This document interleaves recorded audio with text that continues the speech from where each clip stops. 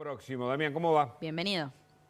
¿Cómo les va, chicos? Buenas noches. Bien, bueno, tenemos para analizar obviamente bastante de lo que ha dejado este primer año de Javier Milei y obviamente muchos, recién lo hablábamos con Guido Gasoli desde Italia, decía, Javier Milei tiene buenos números en la macro, ¿no? Está terminando de resolver cuestiones de la micro, pero la macro es su caballito de batalla. Así que retomo eso y te pregunto a vos, ¿cuál es la evolución, ¿no?, de las variables macroeconómicas de este primer año de gestión de Javier Milei? ¿Por qué muchos dicen que son su caballito de batalla? Bueno, si les parece, yo ahí las podemos ir acompañando con datos que traje como para hacer un análisis de cada uno de las variables que se fueron dando. Arranquemos por la inflación. Una inflación que, bueno, dio proyectado para este diciembre de 2024 el 2,7%, dio 2,4% en el mes de noviembre. En diciembre del año pasado había sido 25,5%. Y si vos tomás noviembre del año pasado había sido 12,8%. ¿Cómo le llamo yo a esa inflación? Inflación novalgina.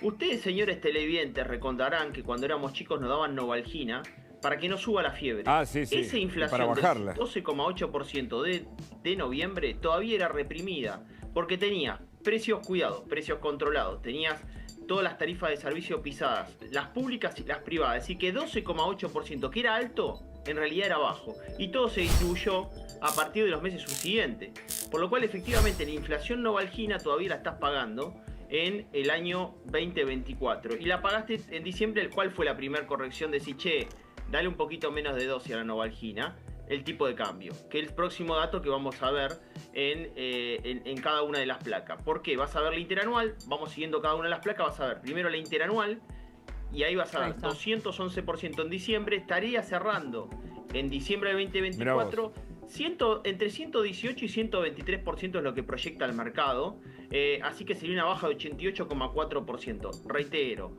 le bajaste el suministro a la inflación novalgina, pero todavía sigue estando, todavía hay correcciones de precio relativo hacia adelante. Vamos con los datos de tipo de cambio, vamos avanzando en cada uno. Bueno, fíjate que pasaste un tipo de cambio oficial de 400 a 1036 pesos, una corrección que habían pasado en 800 pesos a diciembre del 2023, en el mismo mes de la asunción de Javier Milei, y terminaría en 1036 pesos ahora diciembre del 2024. Vamos con el blue, y esa es la gran novedad. Dale, a ver. Pasó con el billete en el mercado paralelo. Fíjate, pasaste de 150% de brecha a 3% en los financieros. Señores, este diciembre es inédito desde hace 7 años. ¿Por qué? Primero, bajó en términos reales la cotización, tenemos dólar estable. Y cuando yo digo que cuando Washington no se le mueve un pelo y a Franklin no se le mueve una ceja, los argentinos están estables. Mira vos, claro, está muy bien. Es todo un dato simbólico además, está bueno. Efectivamente tenemos dos estabilización, Hugo y Agus. Inflación a la baja y dólar estable, es en definitiva inédito. ¿Quieren seguir recorriendo datos? Dale, datos. Dato mata relato, dale. Vamos al riesgo país. Vamos al riesgo país. Vamos, fíjate, sin ese. Riesgo país, de 1935 puntos en diciembre a 735 puntos en diciembre de 2024, 1200 puntos básicos bajó. El mayor pico, la baja contundente fue de septiembre a diciembre. En el albor de la primavera bajó de 1470 puntos en diciembre, 1570 puntos que tenía en septiembre del 2024, a este número de 735 puntos proyectado a diciembre de 2024.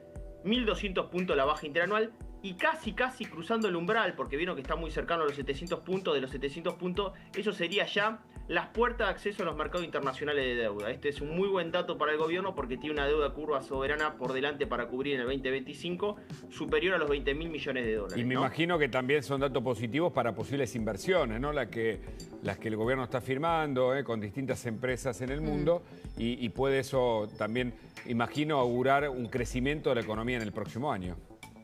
Bueno, sí, la recuperación de la economía proyectada es, el gobierno en presupuesto puso 5%, el mercado estima 4,2%. Igual es. En cualquiera de los escenarios tendríamos una recuperación de la economía en el 2025.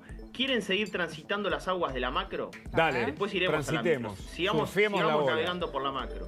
Fíjense, de 12.000 millones de dólares de reserva negativa en diciembre de 2023, Pasamos a 4.500 millones de reservas negativa en 2024. El Banco Central de la República Argentina logró acumular reservas en un año complejo con superávit fiscal y superávit comercial. 7.500 millones efectivamente en los datos del Banco Central. Vamos a el superávit fiscal no se negocia. ¿Y qué es lo que pasó en materia de superávit y en depósitos? Bueno, fíjate depósitos en dólares. Sí. Depósitos en dólares pasaron en los bancos de 14.120 millones de efecto blanqueo a 34.000 millones de dólares los depósitos en el banco. Ahora hay créditos al sector privado en dólares, 141% de variación. Esto es, chicos, navegar por las aguas de la macro. Quiero decir qué pasa en la micro. En la micro todavía estos datos no se reflejan. Claro. Tenemos una economía en la micro donde el poder adquisitivo del salario le comenzó a ganar muy lentamente a la inflación en los últimos meses. Claro. El consumo masivo le gana en el desestacionalizado, cae en la interanual. Las ventas minoristas comienzan a repuntar lentamente. Bienes durables arrancan mejor en la micro que los bienes de consumo masivo, bienes de demanda inelástica. La micro todavía no tiene ese contagio de la macro y yo creo que va a ser muy lentamente la salida. Bueno, y hablando de salidas o de opciones para el próximo año, el presidente Javier Milei habló de la competencia de monedas para lo que viene y lo decía de este modo, a ver. Para avanzar en el proceso del cierre del Banco Central que hemos prometido y que terminará con la inflación para siempre en Argentina, hemos anunciado un esquema de competencia de monedas para que todos los argentinos puedan utilizar la moneda que quieran en sus transacciones cotidianas. Van a poder hacer las transacciones en la moneda que ustedes quieran. Créase o no, lo estamos haciendo. Esto quiere decir que desde ahora cada argentino va a poder comprar, vender y facturar en dólares o en la moneda que consideren, exceptuando el pago de impuestos que por ahora seguirá siendo en pesos. ¿Y entonces cómo va a funcionar esto, Damián, el libre cambio o competencia de monedas? Si Mayweather subiría el ritmo de la competencia de monedas, en esa competencia hay bienes que ya le ganaron, que estaban solapados nada más. ¿Qué son? Todos los bienes durables. ¿Alguna paga una casa en pesos? No. ¿Alguno paga una casa en pesos? Históricamente incluso. No. Nunca. Entonces, creo que nunca pasó en la Argentina, claro. Hay transacciones que están de facto en dólares. De hecho, muchos de los autos se pagan en dólares, muchos bienes durables se pagan en dólares. Lo que va a generar el gobierno en la primera etapa de esta competencia es decir, bueno, hubo un blanqueo, 20.800 millones de dólares. Los rendimientos de esos blanqueos que van a ir a una cuenta cera o luego a una caja de ahorro en dólares. Efectivamente, el primer trimestre estará la posibilidad, aquellos que incluso lo tienen en cuenta cera, de poder utilizar todas estas transacciones en dólares. ¿Pero qué? Se va a ir extendiendo, porque por ejemplo una concesionaria dice, che, yo ahora acepto esa tarjeta de débito, y después se va a sumar probablemente una casa de artículos del hogar, y después se va a sumar una cadena de electrodoméstico, y va a llegar al supermercado. Entonces no va a ser una locura que usted vea que el paquete de yerba está 3.400 pesos o $3.40. O sea, a esto vamos a ir y usted podrá elegir si paga con la tarjeta de débito en dólares o con la tarjeta de pesos de su caja de ahorro, ¿no? Así esa va a ser la primera etapa. Se proyecta que esto esté implementado en el primer trimestre del año. Y les hago una pregunta. Si ustedes tuviesen una cadena electrodoméstico, un supermercado, un autoservicio, sí, ¿no incluirían un código QR o una cuenta en dólares, sabiendo que efectivamente muchos argentinos lo tienen? Totalmente. Claro que sí. Totalmente. Hablando de dólares, obviamente el presidente Javier Milei volvió a hablar sobre la salida del cepo. Mira lo que dijo. El cuarto punto central del proceso de crecimiento que veremos a partir del próximo año tiene que ver con la cuestión monetaria. La convergencia del tipo de cambio paralelo al tipo de cambio oficial que estamos viendo en estos días, que no ha ocurrido nunca en la historia de la humanidad, porque siempre el oficial converge donde estaba el paralelo y no al revés. Esto nos acerca cada día un poco más a la salida definitiva del cepo cambiario, una aberración que nunca debería haber ocurrido y que con nosotros se va a terminar el año que viene y para siempre.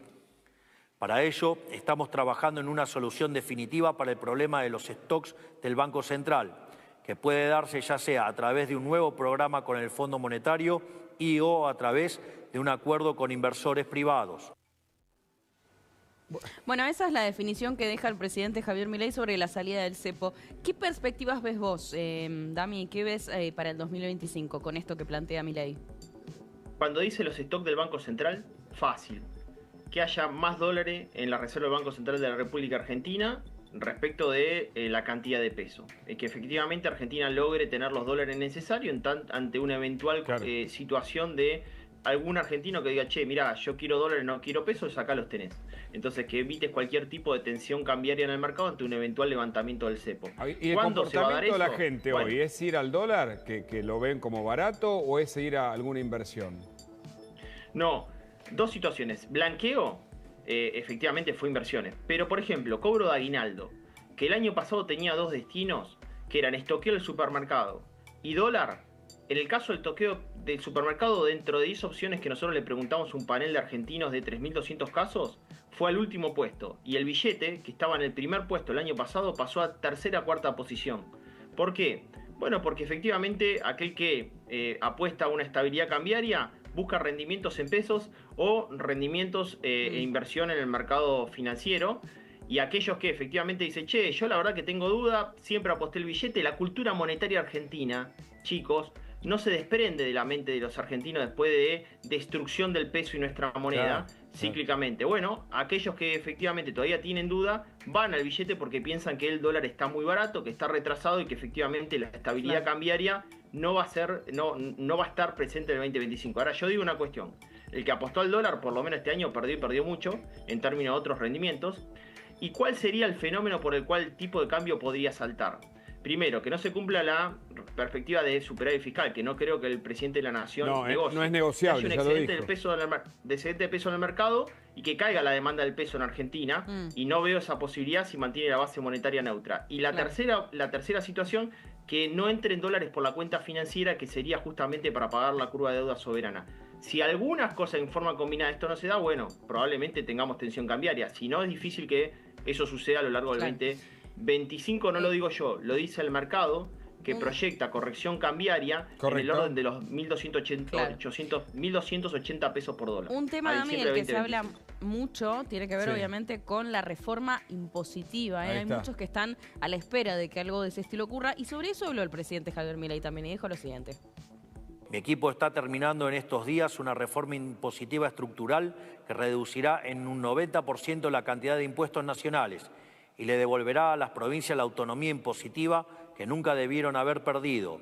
Así, el año próximo veremos una verdadera competencia fiscal entre las provincias argentinas para ver quién atrae más inversiones. Bueno, ¿y cómo lo ves esto, Damián? ¿Qué es lo que puede pasar con la reforma impositiva, que es clave, ¿no? Ahora está el ARCA, pero bueno, es el mismo sistema recaudatorio que AFIP, con algunas modificaciones. Veremos cuántos políticos en el 2025 se acoplan a esta idea. Así como debería existir la competencia por provincia, debería existir la competencia sobre bases para la campaña del 2025. ¿Cuántos partidos políticos voy a escuchar que digan, señores, nosotros vamos a apoyar una reforma tributaria? Claro. Entonces ahí la sociedad definirá su voto con acoplamiento social sobre esta idea.